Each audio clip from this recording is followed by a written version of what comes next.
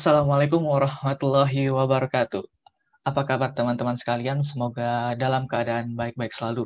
Marhaban ya Ramadan, selamat menunaikan ibadah puasa 1442 Hijriah. Semoga amal ibadah kita semua diterima oleh Allah Subhanahu wa taala.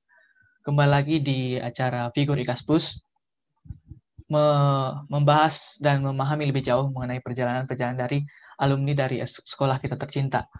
Perkenalkan, saya Ferdi Ramadana Siregar dari Angkatan 10 SMA Negeri 20 Panyabungan.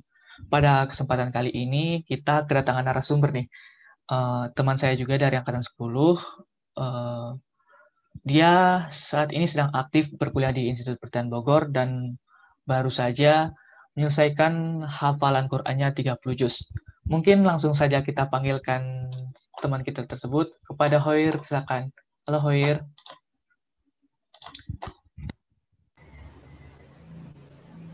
Halo, Assalamualaikum Ferdi. Waalaikumsalam warahmatullahi wabarakatuh. Gimana kabarnya, Fir? Alhamdulillah, luar biasa, Allahu Akbar. Gimana di sana? Sehat juga kan? Alhamdulillah, luar biasa, Allahu Akbar. Ini lagi di mana, Fir? Posisi sekarang lagi di Mandailing Natal, biasa. Ferdi lagi kuliah daring. Kesibukannya sekarang berarti lagi kuliah daring ya? Iya betul, lagi kuliah daring sama ada beberapa inilah apa organisasi-organisasi gitu kan. Oke, mungkin langsung saja, Hoir. Kita mulai aja. Mungkin Hoir bisa memperkenalkan diri Hoir terlebih dahulu. Oh gitu. Ya, langsung aja. Baik. Banyak Ferdi. Bismillahirrahmanirrahim. Assalamualaikum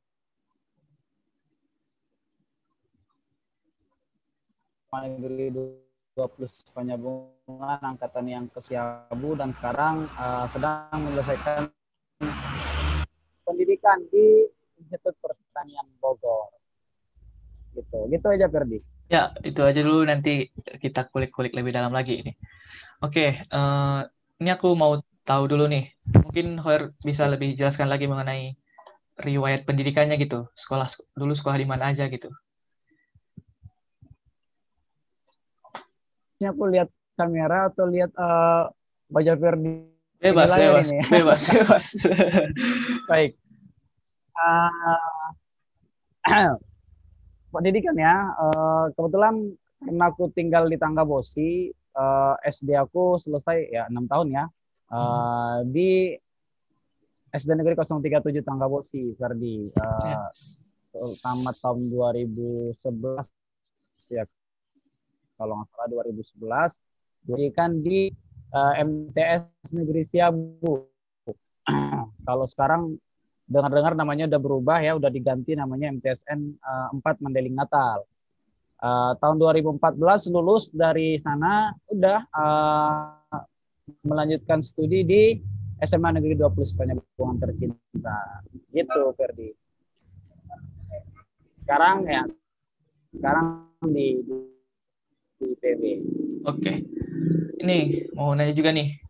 Tadi kan Hoir habis dari MTS dari Siabu, lanjut sekolah SMA-nya ke Panyabungan, ke SMA Negeri 20 Panyabungan. Kenapa sih milih sekolah ke SMA Negeri 20 Panyabungan jauh lagi dari Siabu gitu?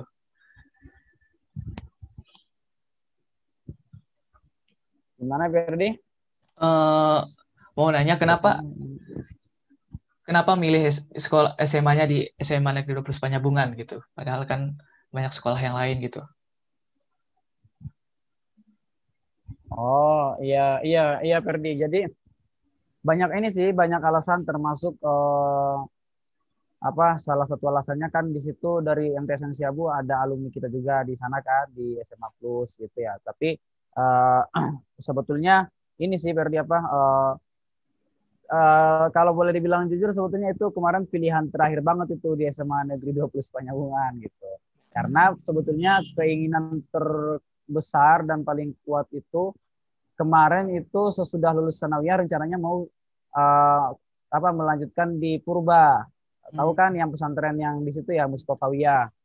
Itu Ferdi. Cuman dari keluarga, dari orang tua terutama kurang mendukung dengan berbagai macam alasan ya, termasuk katanya nanti akan mengulang lagi ya. Akhirnya uh, udah mengalah dan mengubur dalam-dalam keinginan untuk apa namanya untuk sekolah di Mustafawiyah. Kita akhirnya banting setir nyari info-info sekolah yang lain gitu, termasuk kemarin ada Mandua model Padang Sidimpuan kan, kalau Ferdi kenal ya. Ada juga apa ya, SMA swasta CTF yang di Serdang, terus ada SMA Plus City Rock ya, sama SMA Plus Panjabungan gitu. Kemudian singkat cerita udah ngikutin seleksinya, keterima di mana tuh, di Mandua model Padang Sidimpuan, keterima di SMA Negeri 20 Panjabungan. Sedangkan di CTF itu kemarin bisa dibilang apa namanya gagal lah gitu ya kan. Udah dengan dua pilihan ini tadi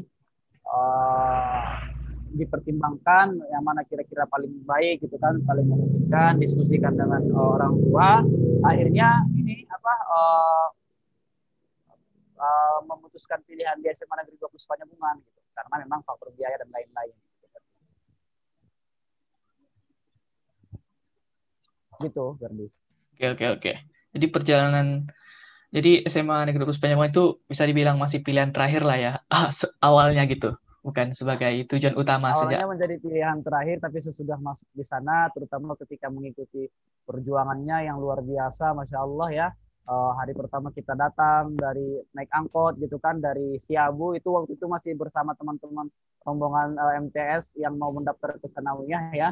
Kita nganter berkas, kemudian udah gitu berapa hari kemudian kita datang lagi, tapi ini nggak bersama rombongan lagi, tapi datang mandiri gitu, kadang sama orang tua, kadang naik angkot, kemudian ke dalam naik beca, hanya untuk melihat dan memastikan kita lolos berkas atau enggak. Udah lolos berkas, datang lagi pengumuman 3 hari kemudian kalau nggak salah, kita harus datang lagi untuk mengikuti seleksi pertama, Ferdi. Masih ingat kan waktu itu ada beberapa seleksi ya, termasuk seleksi pertamanya itu tes akademik dan psikotes. Berapa hari dari tes akademik dan psikotes datang lagi gitu, naik angkot lagi dari tangga bosi itu kan dia, tangga bosi itu harus naik beca dulu gitu, biar kita bisa ke ke Sirpang Jalan Lintas Sumatera gitu kan. Oh iya. Nah, naik beca dari tangga bosi ke depan ke jalan besar. Di jalan besar itu kita naik angkot ke Pasar Baru, di Pasar Baru kita nyambut lagi naik angkot ke ke titik kuning ya. Titik kuning. Dari titik kuning naik beca lagi. Itu untuk melihat pengumuman kita lolos tes akademik atau enggak. Alhamdulillah waktu itu lolos tes akademik dan tes psikotes ya. Tes akademik dan tes gitu nggak sih Ferdi? Iya, pertama kalau nggak salah itu. Ya, kalau nggak salah. Akademik psikotes alhamdulillah lolos. Udah kemudian ngikutin tes tahap kedua, tes olahraga, tes wawancara, kesehatan, dan rangkaian paling bikin paling nggak bisa dilupakan itu pas tes olahraga gitu kan. Kita betul-betul betul-betul berjuang sekuat tenaga gitu kan. Kita kan dekat-dekatan urutannya tuh. Di olahraga itu, maksudnya lari pun bareng-barengan gitu, gitu ya. Sama-sama kurus gitu kan. Iya benar. Alhamdulillahnya ini pengumuman akhir gitu kan, dengan berbagai macam perjuangannya gitu, bolak-balik, udah pengumuman akhirnya keterima di SMA Negeri 20 Panjabungan, dan alhamdulillahnya lagi itu ya masuk di kelas reguler. Iya. Itu sih, jadi awalnya menjadi pilihan terakhir, tapi ujung-ujungnya ketika masuk ke sana, insya Allah sampai sekarang SMA Plus selalu di hati. Asik, mantap. Oke, tadi udah ngobrol tentang perjalanan kenapa biar bisa ke SMA Plus nih. Sekarang mau tahu nih, selama di SMA Plus, prestasi apa aja sih yang pernah Khoir raih gitu? Mungkin bisa dibagikan.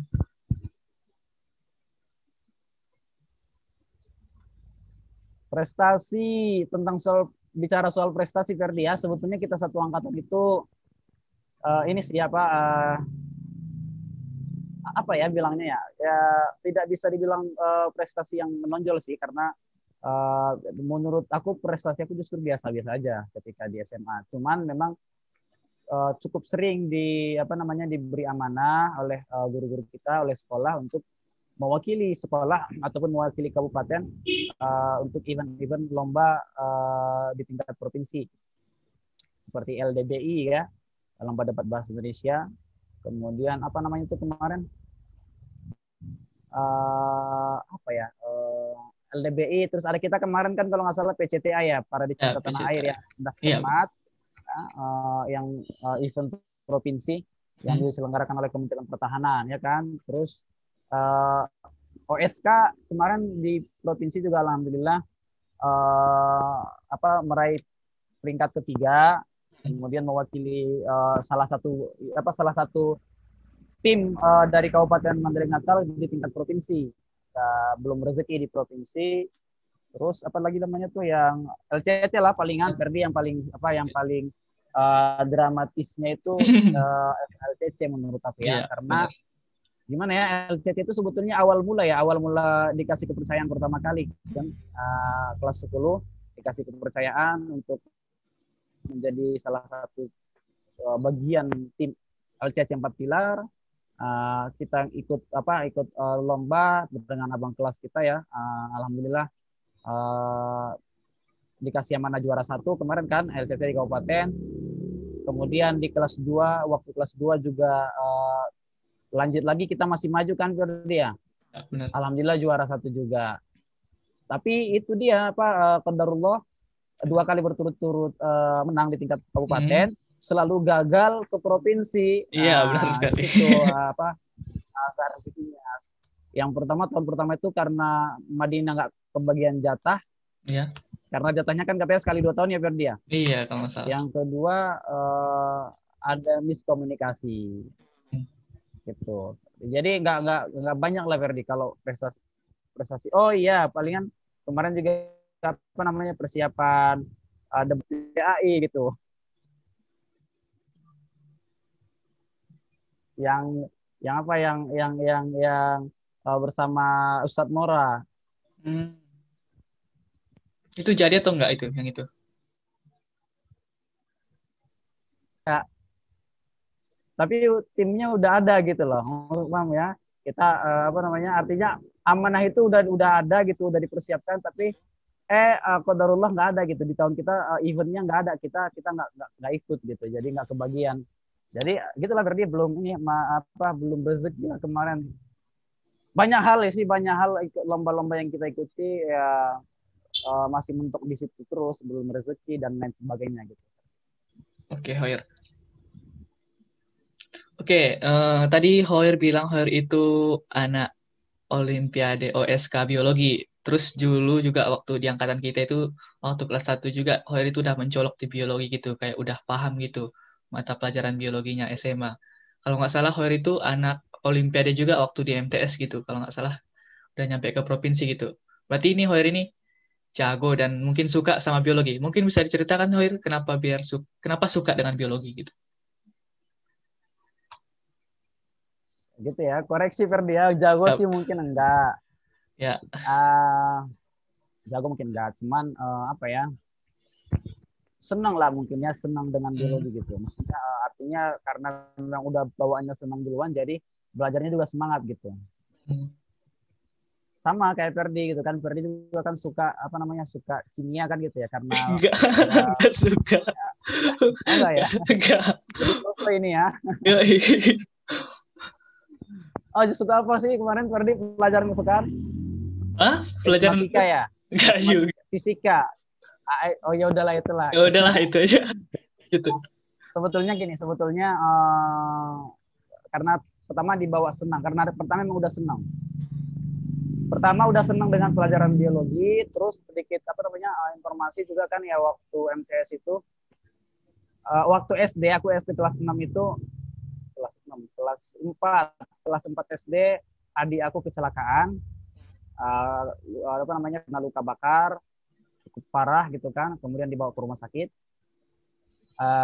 dioperasi dan segala macam. Ya udah, itu waktu itu masih shock banget karena kecelakaannya kena luka bakarnya di depan mata aku sendiri gitu berarti kan. Jadi waktu itu dibawa ke menteri, dari mantri ke puskesmas, puskesmas ke rumah sakit, sampai kemudian operasi, melihatlah semua perjuangan dan kemudian di situ kemudian ada keinginan untuk menjadi dokter. Nah, karena di situ ada tergugah keinginan untuk menjadi dokter, pasti kemudian cari-cari tahu dong, kira-kira pelajaran dokter itu apa aja sih, kan gitu ya. Ternyata tentang manusia dan segala macam. Dan akhirnya excited dengan yang berbau itu, yang berbau apa namanya, berbau manusia dan seterusnya. Sehingga dari kelas 4 itu ya, dari kelas 4, 5, 6 itu sebetulnya ngikutin lomba waktu SD nih ya. Lomba IPA terpadu sih masih waktu itu ya, SD namanya juga kan SD kan ya. Tapi kan di situ kan di SD kan udah ada pelajaran sepintas itu di apa disinggung sedikit gitu kan. Nah, kemudian masuk ke MTS udah semakin apa namanya, semakin wow gitu ketika melihat oh gini ya biologi itu IPA, itu di MTS juga masih IPA terpadu, tapi kita di situ udah semakin apa lebih spesifik gitu Ferdi. Belajar mulai taksonomi kalau di awal ya kelas 10 ya. Sampai kemudian di kelas 11 dan di kelas 2 dan bukan 10, 7 di kelas 7 ya. Di kelas 8 dan di kelas 9 itu udah mulai banyak lah di situ menceritakan apa bahasan biologi itu tentang manusia, sistem-sistem kehidupan dalam manusia gitu, mulai dari sistem apa sih namanya pencernaan dan segala macam lah di situ. Dan itu udah senang aja gitu. Jadi ketika kelas 1 MTS itu karena semakin tergugah gitu kan, semakin terdorong, akhirnya bertekad gitu kalau aku nanti kelas 2 MTS harus megang biologi gitu, harus dapat medali untuk bidang olimpiade biologi gitu. Nah, di situ akhirnya waktu kelas 10 itu udah belajar kelas biologi SMA, biologi bukan cuma biologi MTS Ferdi, tapi juga udah membaca textbook SMA gitu. Karena ada ada sepupu, dia juga kuliah di Madra Diman gitu kan, dia punya buku-buku biologi udah lulus gitu kan. Itu aku baca buku-buku biologi SMA. SMA kelas 1, kelas 2, kelas 3 gitu. Sehingga alhamdulillah waktu kelas 2 MTS itu ngikut olimpiade dan ternyata soalnya yang keluar ya soal-soal SMA. Soal-soal yang aku baca di buku textbook SMA gitu Ferdi. Akhirnya alhamdulillah di kabupaten waktu itu lolos, menang. Kemudian akhirnya dibawa lagi ke tingkat zona 6 yaitu diadu 8 kabupaten kota. Alhamdulillah lolos juga dan kemudian mewakili zona ini ke tingkat provinsi. Di provinsi kemudian kita sangat kurang sekali ya di praktikumnya gitu, di ujian praktikumnya di provinsi waktu itu. Jadi akhirnya ini MSC ya Ferdi, bukan OSK SMP, bukan. MSC, Madrasah Science Competition.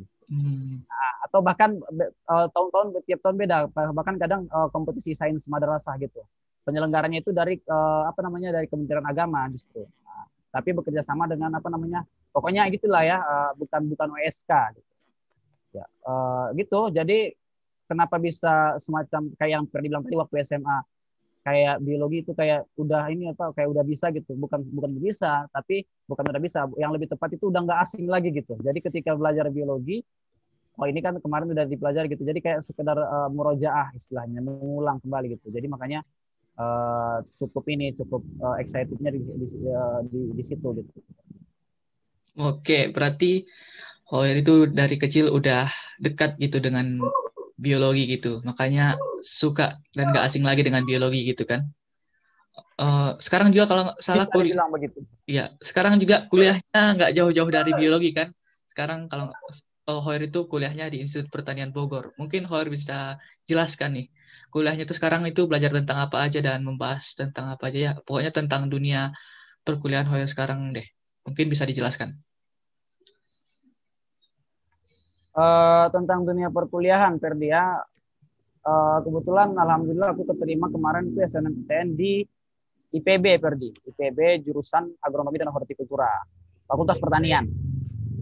Jadi kalau misalnya di kampung gitu kan, ditanya sama sama tetangga atau siapalah gitu kan, suka ini atau teman-teman lah gitu ya kan, yang kira-kira mindsetnya maksudnya masih mengira pertanian gitu kan, pertanian itu berarti hanya sebatas tangkul gitu. Mereka suka terkadang dibercandain gitu, maksudnya begini, lah kuliah mau jadi petani kok, pertanian kok ngapain harus jauh-jauh ke Jawa sana gitu. Ya itu wajar sih karena memang kan beda orang yang paham dengan yang nggak paham gitu kan. Nah ternyata justru ketika aku masuk ke sana itu Ferdi, ke Fakultas Pertanian jurusan agronomi dan hortikultura itu aku menemukan hal-hal yang baru gitu. Jadi pertanian itu tidak sesempit yang kita bayangkan selama ini hanya terbatas dengan cangkul, eh, koret, arit, gimana cara mengasahnya, gimana cara apa namanya lubang tanam dan seterusnya. Tidak sebatas sesempit kotor-kotoran main tanah sebagaimana yang orang kira gitu lah Ferdi. Kenapa aku bilang gitu? Karena jujur aku ketika masuk di AGH itu justru mendapatkan sesuatu yang aku tahu kemarin di SMA di biologi, tapi kemudian aku nggak dapatkan di sini gitu. Artinya seperti aku kayak masuk ini biologi gitu, tapi aku masuk ke satu kamar yang justru di kamar itu aku bisa lebih spesifik, lebih fokus gitu.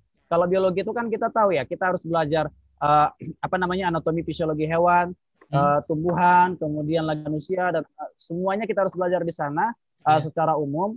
Tapi kemudian ketika kamu masuk di jurusan ini di agronomi hortikultura itu justru kayak semacam dibawa ke apa namanya ke jurusan yang kita justru di sana nggak cuma tahu ilmu tapi juga di sana ada praktiknya gitu. Karena gini Verdi, di AGH itu aku di AGH itu di sana juga belajar tentang pemuliaan tanaman, bioteknologi tanaman, bagaimana caranya kita bisa memanfaatkan apa namanya memuliakan tanaman supaya kita bisa mengambil sifat-sifat baik yang ada pada tanaman tersebut sehingga tanaman tersebut mengkarakterkan sifat-sifat yang baik gitu. Jadi kualitas-kualitas unggul gitu ya kan. Yang sebelumnya di biologi aku cuma tahu kalau Mendel itu menyilangkan kacang kapri dan seterusnya, tapi di sini aku praktik gitu, praktikum langsung gitu. Kita menyilangkan cabai, menyilangkan terong, kacang panjang.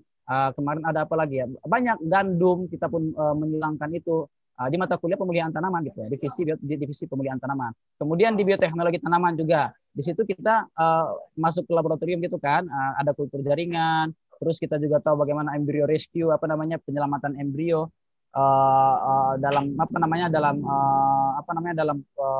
pemulihan tanaman dalam bioteknologi tanaman tersebut gitu dan banyak hal gitu loh. Kita tahu juga DNA secara mendalam tanaman itu di situ gitu. DNA tanaman bagaimana proses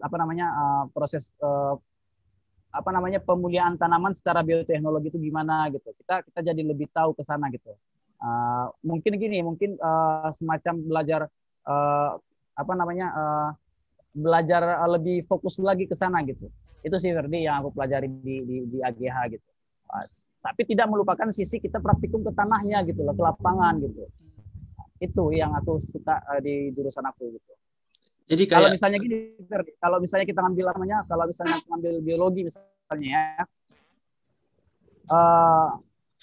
berarti fokusnya itu di pemulihan katakanlah di itu tadi kan di sana. Tapi kalau misalnya ketika dihadapkan dengan dengan lapangan, dengan lahan dan seterusnya belum tentu gitu Ferdi. Jadi, nah aku merasa cukup terbantu di AGH ini gitu karena dia nggak cuma belajar di tanah, tapi juga praktikum di lapangan, di kebun percobaan, juga di laboratorium gitu kurang lebih. Jadi kerjaannya itu ya gimana buat produk-produk pertanian ataupun buat bibit-bibit unggul yang gitu ya atau gimana? Salah satu yang dipelajari itu Ferdi ya salah itu pemulihan tanaman varietas yang lain supaya nanti hasilnya juga bagus itu. Artinya memperbaiki karakter tanaman gitu.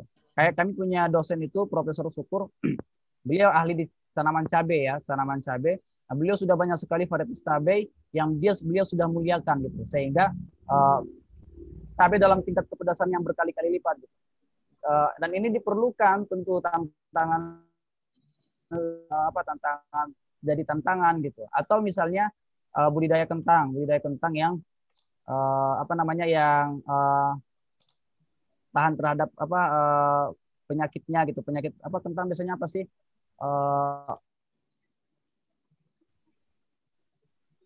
Halo?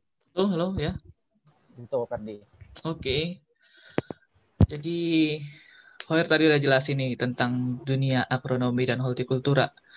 Terus kalau nggak salah kemarin itu Hoyer itu sempat ngambil cuti ya di kuliah ya.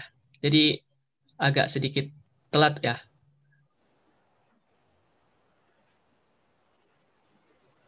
Iya, betul betul Ferdi. Itu semester berapa tuh? Semester berapa yang cutinya ambil cutinya?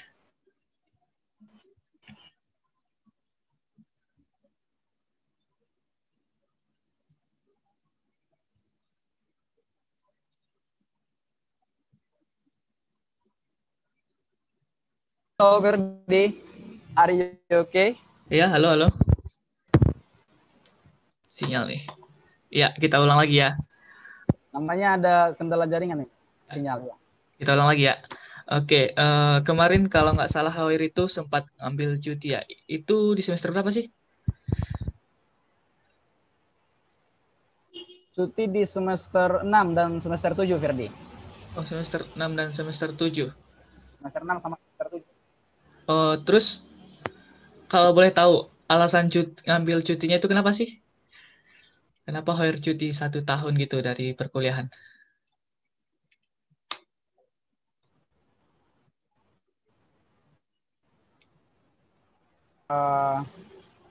Untuk apa namanya menyelesaikan hafalan, karena memang sebelumnya juga udah ada apa namanya azab yang kuat untuk menyelesaikan hafalan sebelum sebelum selesai wisuda gitu Ferdi, sebelum selesai wisuda sarjana. Bahkan boleh aku bilang juga termasuk nazar aku dulu gitu. Nazar kalau misalnya keterima di IPB jurusan agronomi dan hortikultura, ya Allah, bernazar akan menyelesaikan sebelum wisuda gitu. Itu berarti.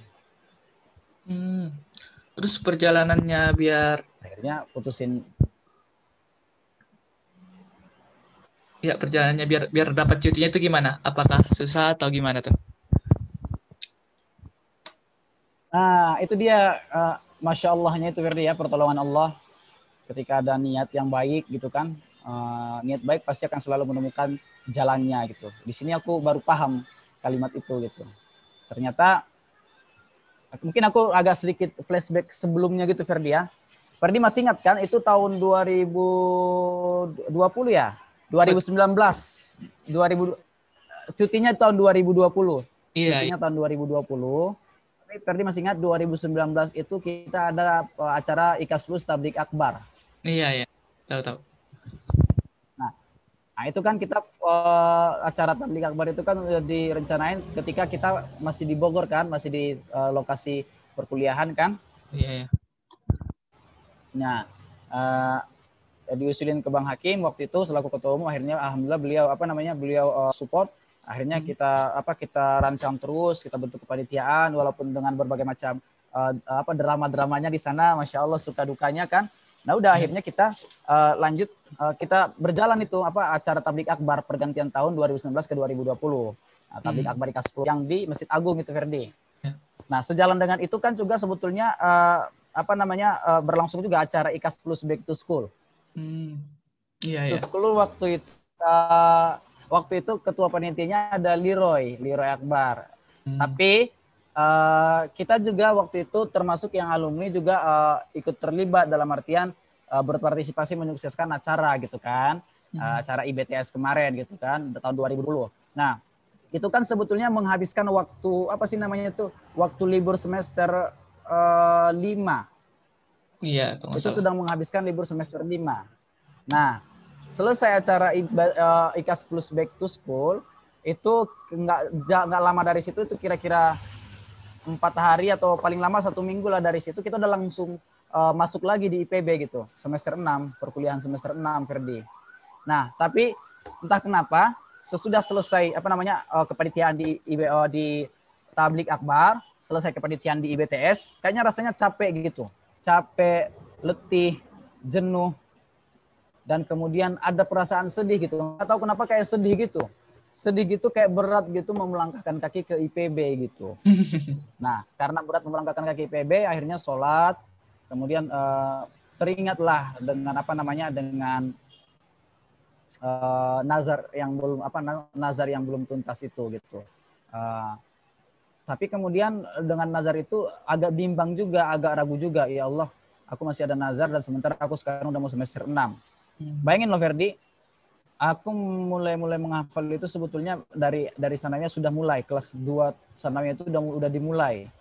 Kemudian terhenti, kemudian SMA, kita masuk ke SMA agak sedikit terhenti lagi sampai kemudian mulai lagi ketika nggak jadi nggak jadi berangkat 4 pilar ya, nggak jadi berangkat 4 pilar ke provinsi selama 2 kali berturut-turut, 2 tahun berturut-turut.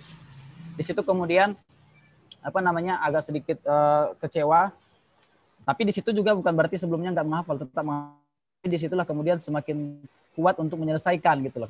Karena dalam pikiran aku gini, kalau aku bisa menghafal Undang-Undang Dasar 1945 seluruhnya dengan menghafal titik letaknya, titik komanya di mana, nggak boleh terpisah kata-kata dan atau pemerintah dengan pemerintahan kan gitu ya. Kalau bisa ngafal itu sampai ke sananya, bahkan ke MPRS 1966 sampai kemudian ke 2004, 2003, 2004 gitu kan, bahan tayangnya semua penjelasannya itu aku kira-kira kalau aku pikir-pikir ya, kalau aku banding-bandingin itu kayak kalau ke agama itu kayak sedang menghafal hadis. Katakanlah mungkin hadis apa nih biasanya kita nih, hadis arba'in ya misalnya. Dan sekaligus sama penjelasan syarahnya gitu loh. Penjelasan hadis tersebut gitu. Syarahnya gimana. Jadi aku kalau ingat ke momen itu kayak ngira ke sana gitu lah.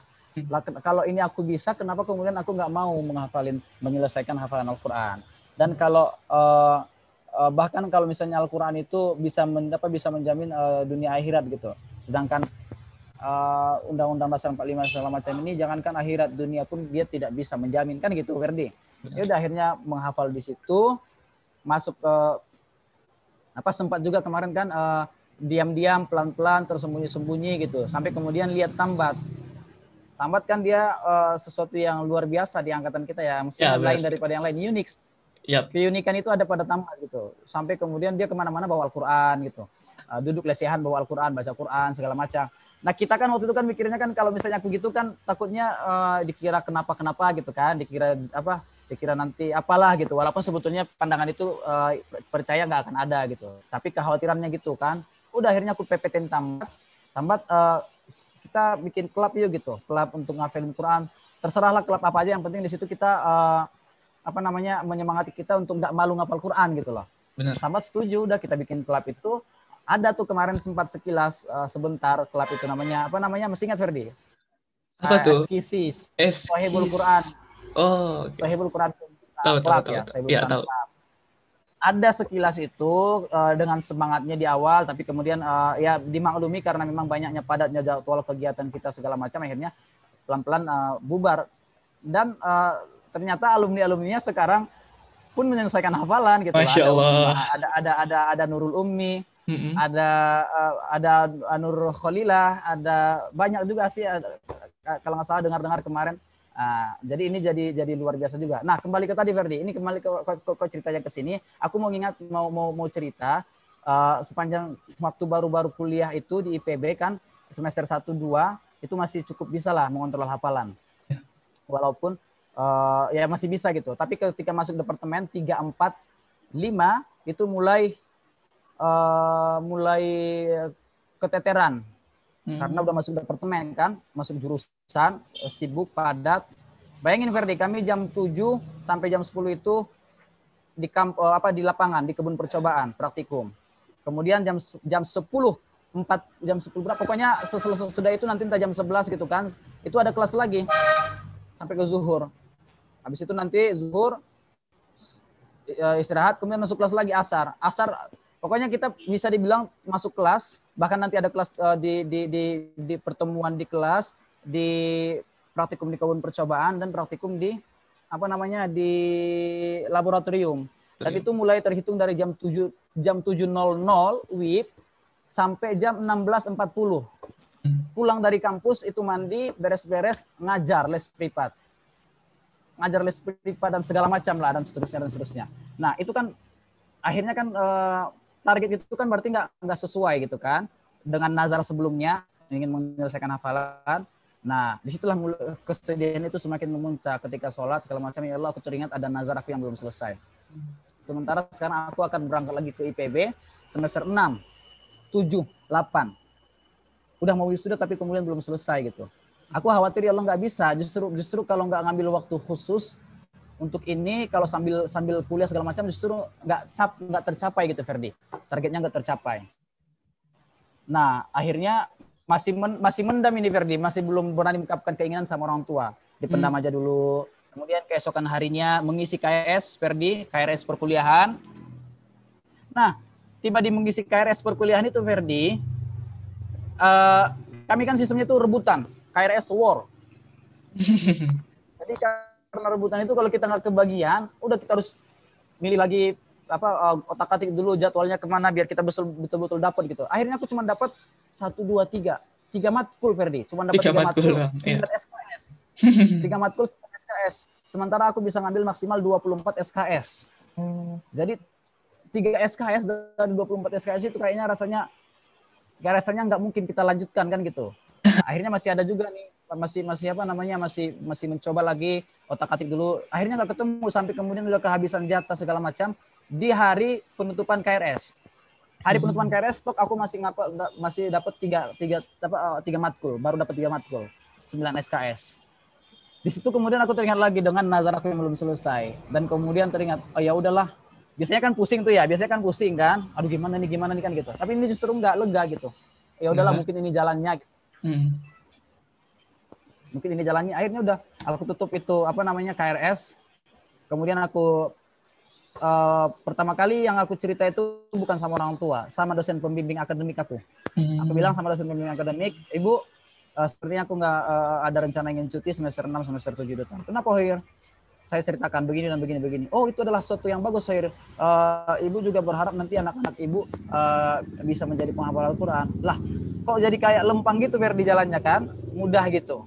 Kemudian kalau saya setuju aja Hoirnya, bagus. Tapi jangan lupa kabari dosen pembimbing skripsi kamu. Okay. Nah, kami kan di semester itu kan semester 6 udah pembagian, semester 5 ke semester 6 itu udah pembagian dosen skripsi kan. Ada juga yang beberapa itu udah cepat gitu, udah bagi topik. Udah aku kabari Pak Sudarsono, Prof Sudarsono, aku kabari beliau. Dan si beliau aku ceritain panjang lebar, beliau jawabannya cuma singkat Ferdi. Waalaikumsalam warahmatullahi wabarakatuh. Oke, Mas, tentang penelitian bisa kita atur belakangan. Terus dikasih jempol 3 gitu.